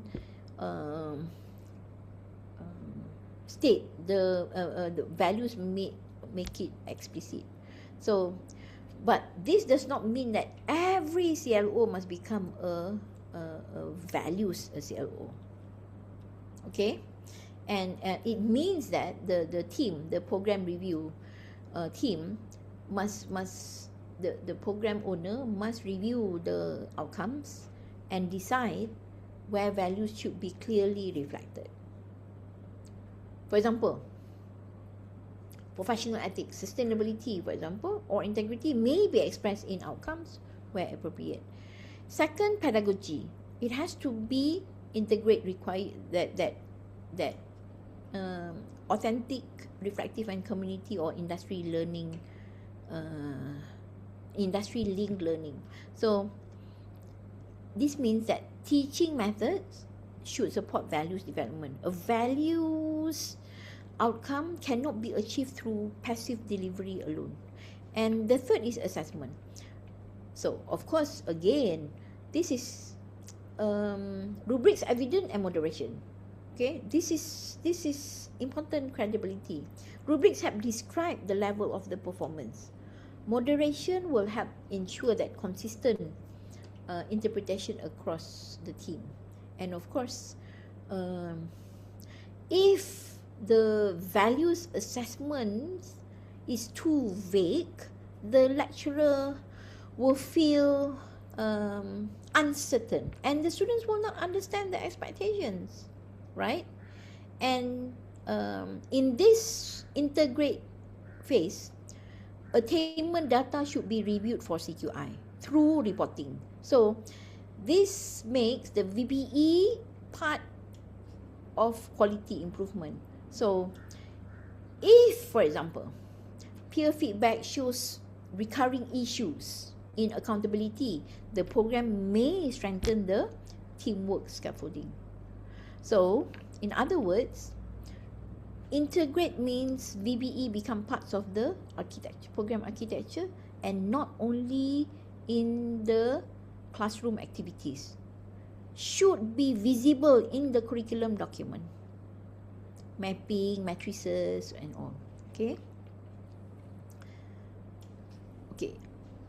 Before we go to phase 3, I also would like to highlight, right, that the pedagogy, one of the pedagogy used in values-based education is the compassionate pedagogy, where this is not about, you know, how the lecturers, the educators are teaching with compassion, right? This is an approach of teaching and learning that integrates empathy, integrates integrity, values, understanding the emotional support into the learning environment, right? And when compassionate pedagogy and values-based education, they are not producing or creating more empathetic individuals. They are about to prepare future-ready learners. And they are not only, these learners, they are not only will have the technical skills and competencies, but they would also have the emotional intelligence, resilience, okay, again, to navigate the complex change of the future. Of course, the simple metrics can keep implementation consistent across program in terms of the course, the course code. So because in phase 1 we focus on the selected core courses, right? So we need to have some minimum course level VBE mapping, where we also need to state the element in the values. For example, this is element in the UPM value, and then the MQF values, okay, or sub values, and of course the elements of the graduate attributes. But we need to highlight, I need to highlight that choose what is authentic. And the learning outcomes in embed, these may be linked to the task learning outcome or topic learning outcome. It is especially useful while when the existing CLO is not changed, and student will actually demonstrate a specific or particular value that through the specific activity.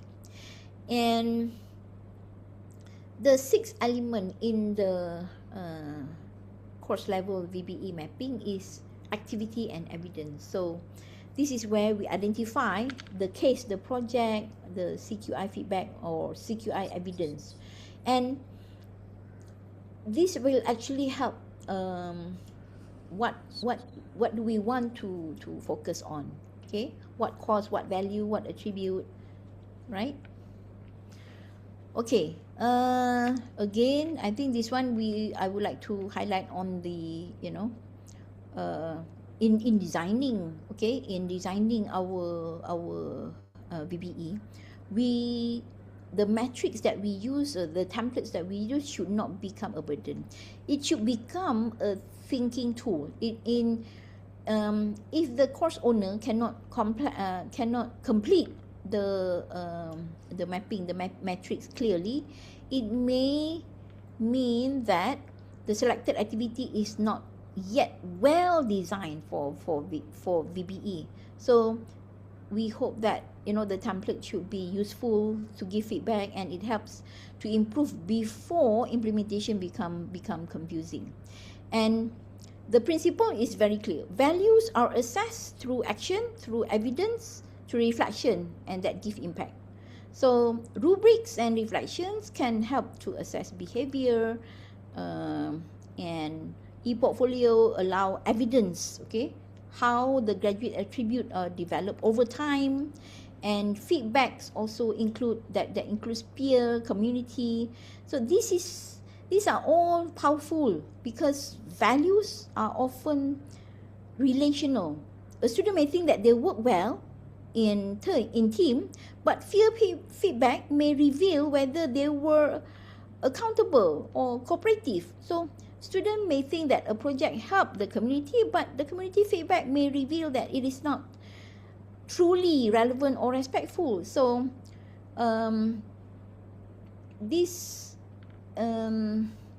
with this assessment, okay, how to say, we want to make values visible, discussable, and accessible and improvable. So it become like it will give us the full cycle of the quality improvement. Accessible means there is evidence. Improvable means the evidence lead to the action. So now, of course, we know that values assessment is not always easy, and it requires careful rubric design. It requires moderation. It requires example.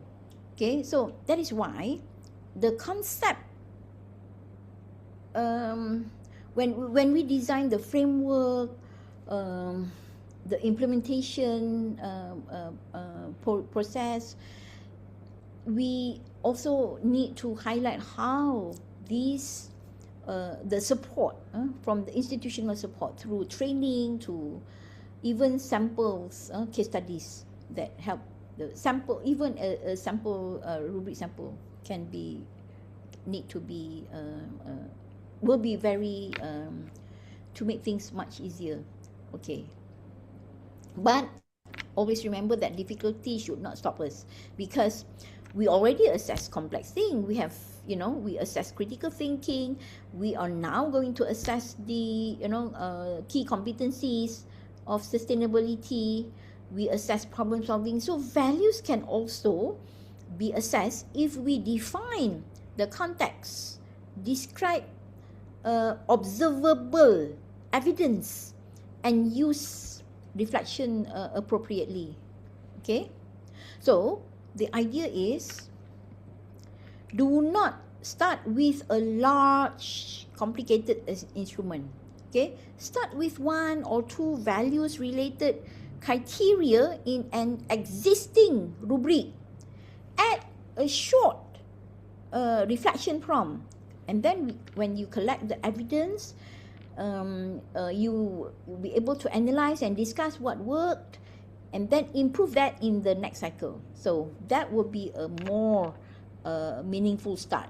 Okay, and I think this coming to one of the last slides is how at the university level, of course, the Senate will actually approve the curriculum.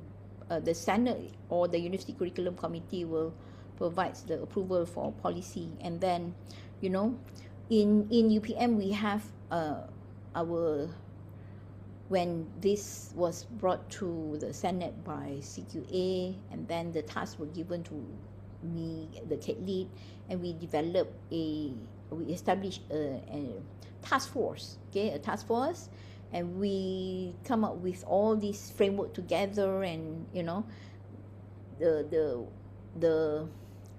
we come up with the guidelines and the template, and of course the training, and we'll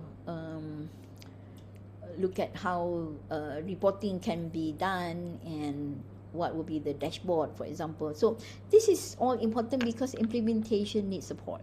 And if you ask faculty to implement VBE without training, without examples, we create confusion. And in CADe-Lead, of course, we have to provide all these common language and practical tools through the task force. So when you know, when we look at the governance structure, the message is clear. Everyone has a role, but the roles are different. Okay. And the universities, of course, will set the direction and supported by the center like CADe-Lead, and then faculties will implement and coordinate and program mapping, and when lecturers implement, students will practice, and you know, these are all shared responsibilities, right? And of course, implementation without monitoring, you know, because monitoring will get becomes to improve, and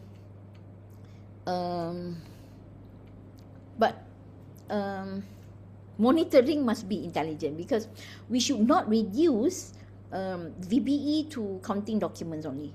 And numbers are useful, but they are not enough. We need to ask whether students actually experience it, okay, how they have experienced values, whether evidence is meaningful, and whether that CQR action improve the learning. So if you look at, you know, we are not looking at how many courses are implementing VBE this semester, right? We want to avoid all these like vague assessment. We want to avoid unused data also, because we need, reporting can become a routine, but then if the data is not linked to improvement, then you know, we need to be able to mitigate. The mitigation is to connect VBE report to CQI, right? Again, I want to emphasize that the workload issue again. If VBE is implemented badly, then lecturers will experience it as another form to complete. So, but if we really implement this VBE in a well-structured, systematic way, lecturers will see it as a way to improve existing teaching and make the value of their courses more visible, right? And what faculties and programs need to do next is to identify again all the courses, mapping, revise their teaching plan as we planned in the phase 1, and then to develop the rubric, and then of course we must start small but make the evidence real. Okay, these are some of the questions that a useful question for every program owner to ask, right? One of the most important practical message of this session is if we begin by ticking, VBE becomes paperwork, right? And if we begin with student experience, then VBE becomes an education, right? So always ask what values is being developed, how or where how do students experience it, how will they demonstrate it, and how will we improve it? Okay, so these are the 4 questions can be used, and I think they are simple questions but powerful. Okay, so we are now here. I just want to highlight that VBE in UPM now is how UPM makes with knowledge we serve visible in graduate formation, and the aim is not to add another layer of administration, because that matter, because the aim is not to add another layer, because the aim is to make values visible in learning, credible in assessment, and meaningful impact. Okay, and we are saying that values should be intentionally designed, authentically assessed and experienced, and appropriately assessed and continuously improved. Okay, so in UPM, we hope that berilmu berbakti is visible in the students' learning experience, and we want to make sure that our graduate attribute is not just attribute on the paper, and we want to make something student can practice, reflect, and carry them as they graduate. So with knowledge we serve. Thank you very much for your kind attention and participation.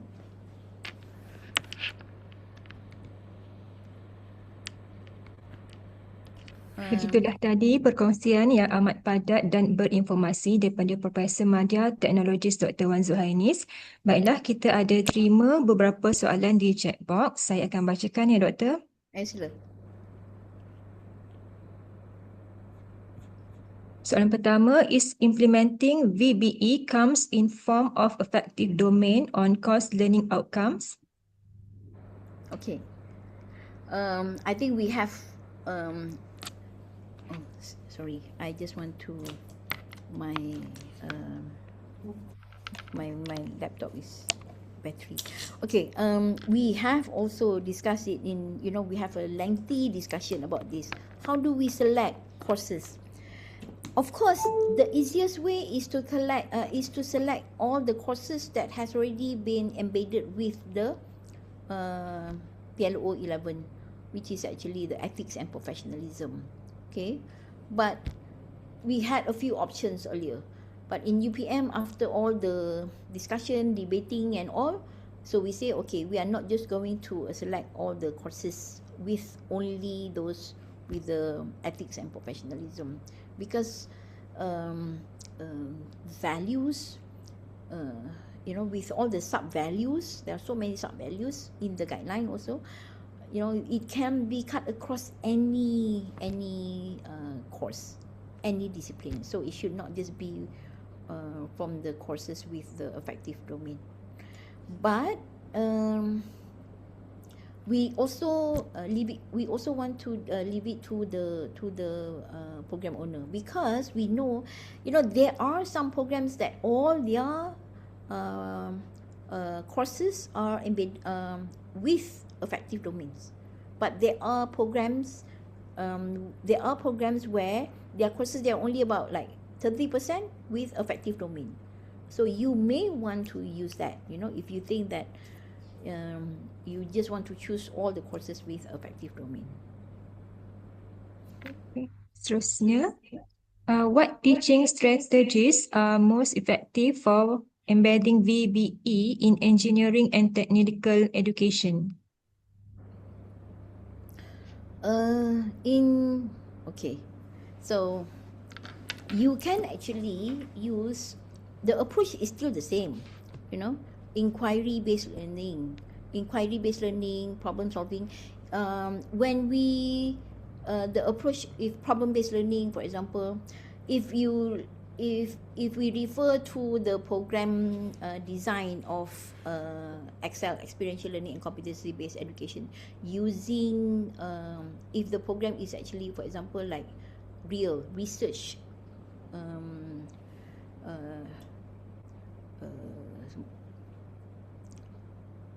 real, research-infused experiential learning.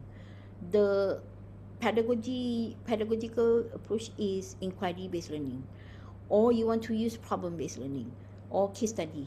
But the point is, you would want to state the first question: what values that you want your students to achieve for this course, for this learning activity.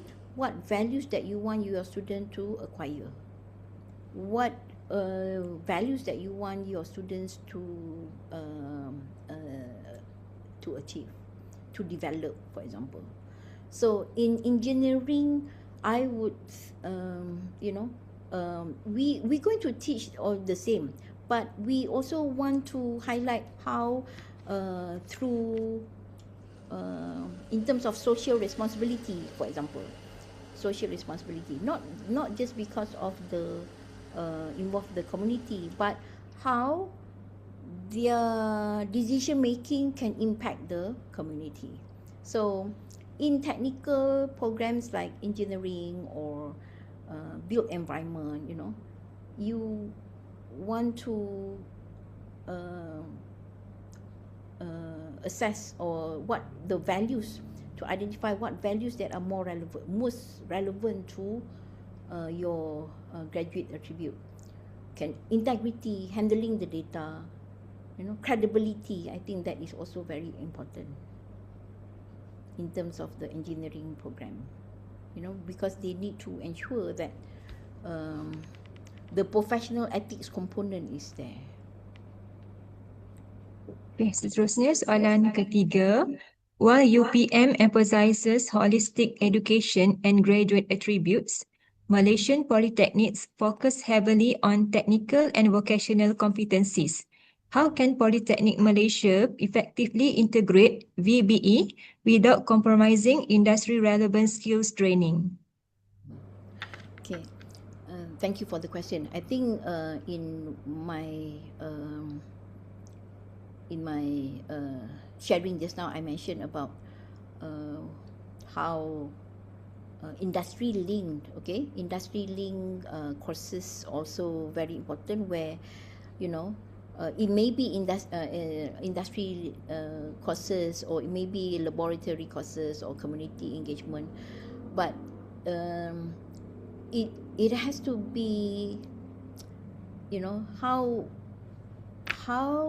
again there are 6 core there are 6 core of the core values of MQF, right? In the VBE core values, 6 core values: dignity, justice, integrity, gratitude, courage, and altruism. But you may want to choose to all identify the sub values, okay, which you can see that sub values are easier to embed or to integrate and to develop, because in terms of the civic discourse, empowerment, relationship management, for example, that is part of the sub values in the core values. And if you look at the practical skill or technical skill, you also want to highlight like self and social awareness, patience, okay, ethical reasoning, okay, accountability, teamwork. Those are all part of the sub values of the core value. Responsible, accountability, leadership, teamwork, ethical reasoning, those are part of the integrity. So when you look at your courses, your course, and then the most important thing is to align to the activities that you're going to do. So be it at the practical skill, be it at the social sciences, I think I believe that the most important thing is what values that can be developed through that particular learning activities. I hope I answer your question.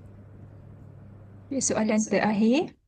For logistics students in TVET policy C, for example, how do we can measure the sincerity of students when carrying out tasks in the form of humanitarian logistics through rubric evaluation?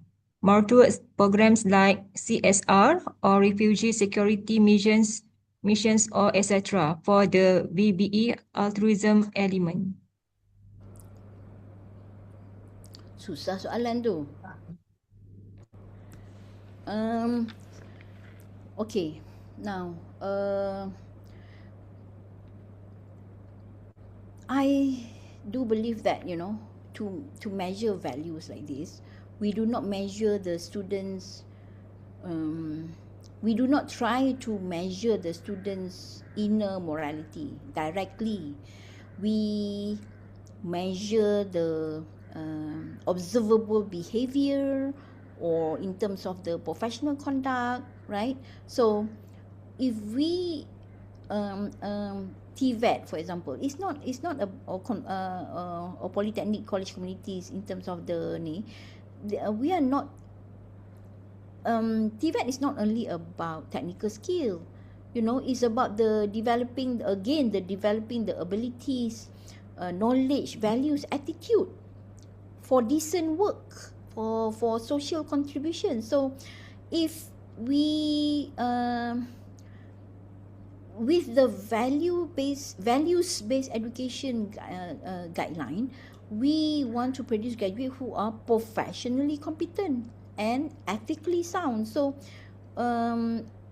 while we want to make sure that we do not want it to be the values to become an abstract. So integrity, just now let's say, for example, in terms of the integrity, that means we have to make sure that you will be following the procedures, you are not falsifying the results, you want to respect, we have to communicate properly, for example. So we want to make sure that, you know,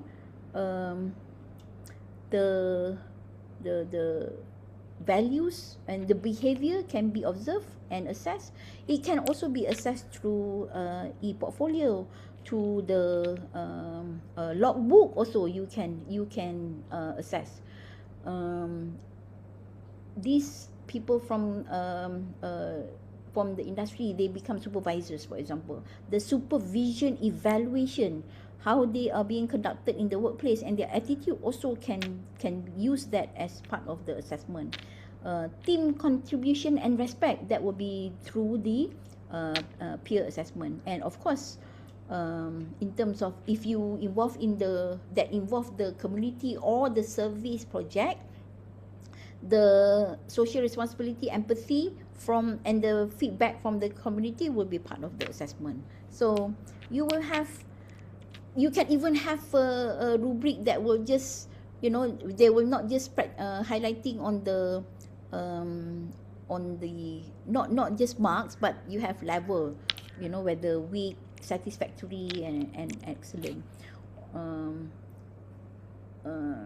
Even example in using, you know, following basic safety rules also can be part of the rubric. So there are many. We want also to make sure that we'll have multiple assessors. Okay, just now, like I mentioned, the lecturers, the supervisors, the community, the industry community, the peers. Okay, so we hope, and that will be some of the examples that we can use. Berakhir sudah sesi webinar. Majlis merakamkan ucapan setinggi-tinggi penghargaan dan terima kasih kepada Profesor Madya, Teknologis Dr. Wan Zuhainis atas kesudian berkongsi ilmu dan pengalaman pelaksanaan VBE di UPM. Sebelum webinar ini melabuhkan tirai, bagi mengabadikan kenangan majlis ilmu pada petang ini, dijemput para hadirin untuk bersedia dan mengaktifkan kamera masing-masing bagi sesi fotografi.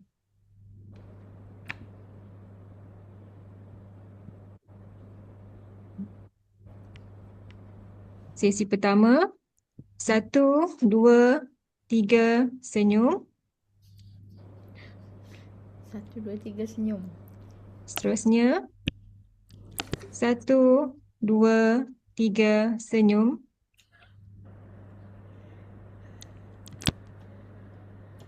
Seterusnya 1, 2, 3, senyum. Seterusnya 1, 2, 3, senyum.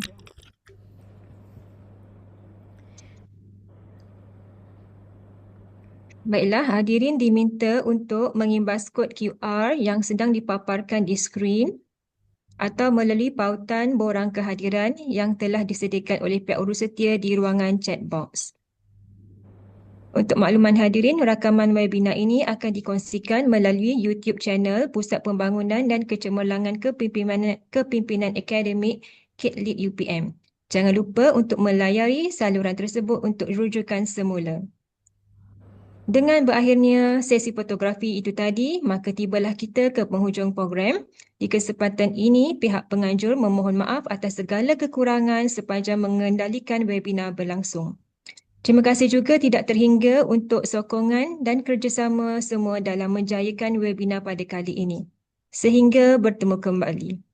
Wabillahi taufiq wal hidayah. Wassalamualaikum warahmatullahi wabarakatuh. Waalaikumsalam. Terima kasih semua. Ni tak dengar bunyi apa-apa, suara-suara saya dengan suara Puan Aida je ni. Terima kasih, Prof. Terima kasih, Prof. Thank you. Terima kasih, Ada Prof. nampak apa very familiar faces. Terima kasih, Prof. Terima kasih. Terima kasih, Prof. Take care. You too, Prof. You, Prof. Prof, sambil tu, saya nak tanya Ya. soalan dia. Boleh, boleh. Terima Sila, kasih. sila. Alalah. Kiranya kan, Thank you, Prof. saya daripada UMPSC, actually kami kena invite untuk datang daripada Fakulti Sains. Ya, ya. Pasal So OBE tu kan? basically kalau, betul. Hairul yang invite. Ya, ya. So kiranya, untuk implement VBE ni, ia bukanlah satu benda yang kami boleh buat di peringkat fakulti saja atau program saja. Dia adalah satu benda yang sangat menyeluruh dan dia adalah satu benda yang sistemik lah kan. Ya, ya. Dia kena datang daripada top management tu untuk tolong decide kat mana core, and then baru benda tu kita translate dia dalam kita punya implementation di kelas-kelas, program, something yang macam tu. Betul? So kiranya yang profesor yang kita akan masuk fasa permulaan yang secara rasmi ni, maknanya itu adalah untuk universiti untuk start bincangkan benda ni, macam mana nak buat benda ni di tingkat industri ni. Kan bukan belum lagi kami di program yang come up with, okay kita buat gini kan. Oh tak, untuk UPM memang kita dah decide begitu. Maksudnya bila CQA Puan Dr. Syamila punya team bawa ke Senate untuk pemakluman mengenai adanya guideline daripada MQA pasal VBE dan tarikhnya apa semua ni. Jadi di peringkat CADe-Lead akan start lah berbincang dengan adanya task force tu.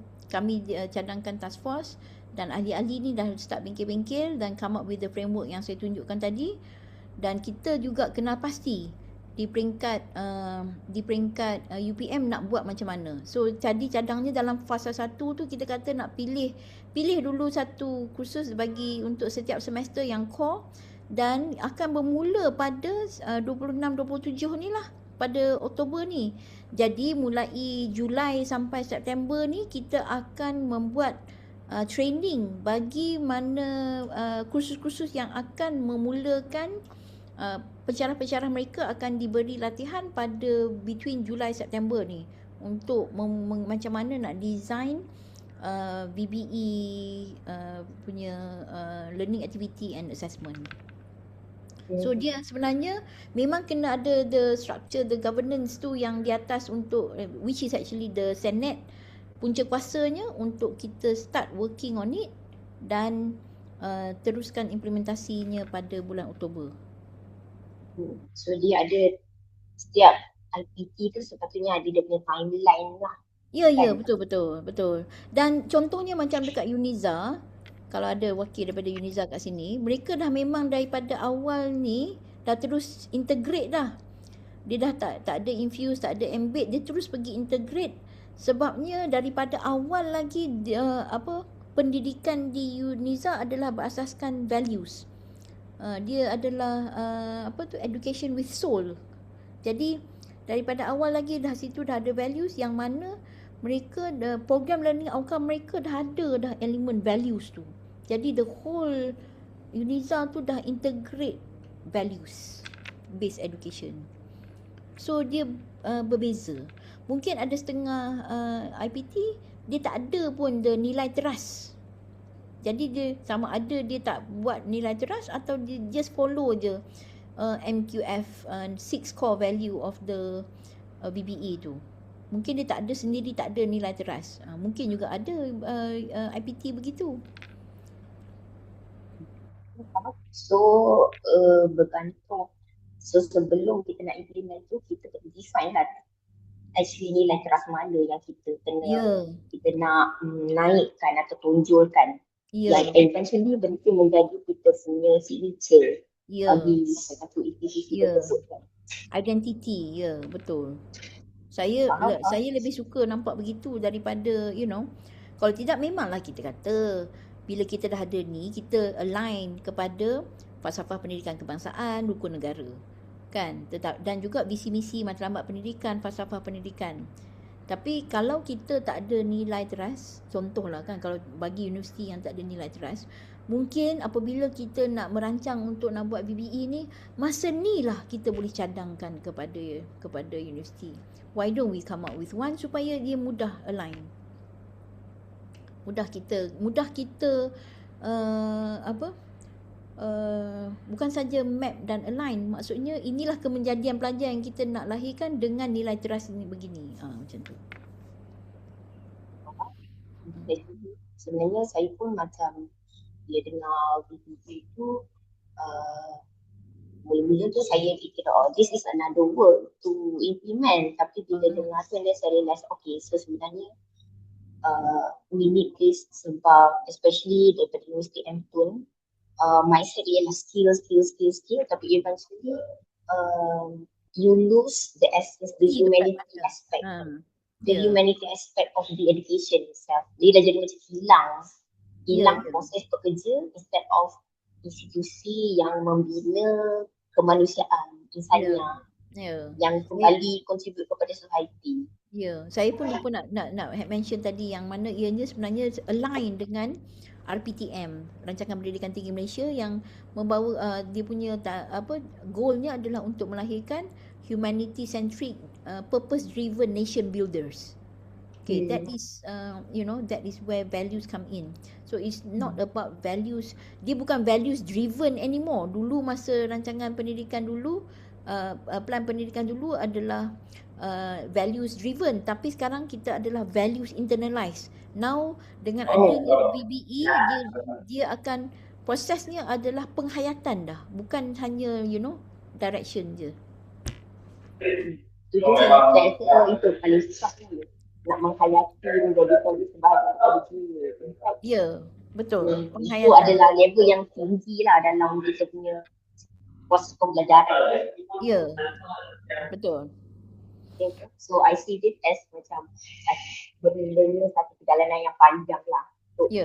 Dia bukan perjalanan yang panjang lah. Sebab benda ni bukannya something yang baru, dah menjadi praktis. Cuma sekarang kita nak visualkan dia, nak visiblekan dia, nak nampakkan dia, dan to be more structured dengan sistematik lah sebenarnya, nak dokumentkan dia.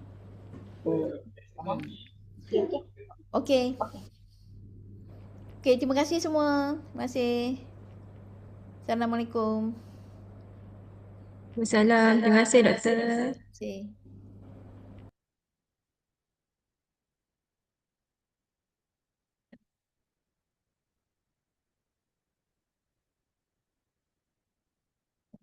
Ini.